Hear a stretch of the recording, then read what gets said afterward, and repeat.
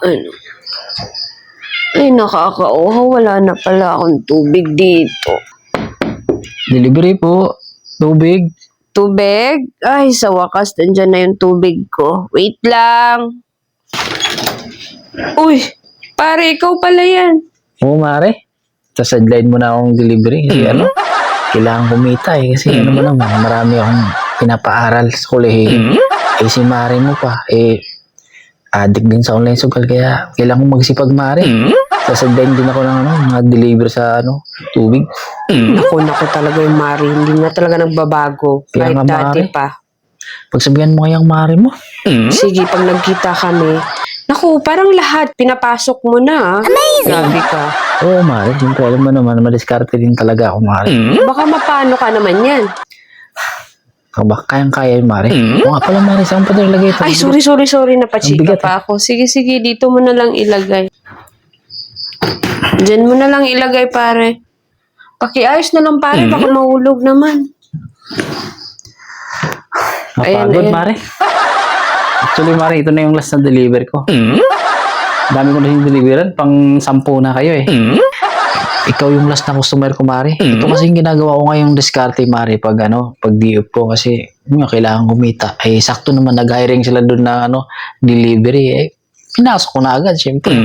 Malakas tayo pagdating sa buhat-buhat. Kaya ito, mga Mare, nauwaw ako, Mare. Baka may ka dyan. May juice ka dyan.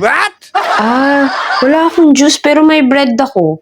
Or tubig. Yun lang. Hinihintay ko nga yan eh. Kanina ko pa yun hinihintay. Nahuuhaw na ako. Kakagising ko lang. Sige, Mare. Okay na yung okay na yung bread mo. O sige. O pare, upo ka muna. Alam kong pagod ka. Ang dami mong tinatrabaho.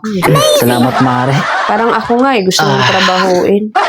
Parang napifeel ko. Lagi ka na pumupunta dito eh. Charis lang. O, ito. Ay, may salamat, bread ako Mare. dito.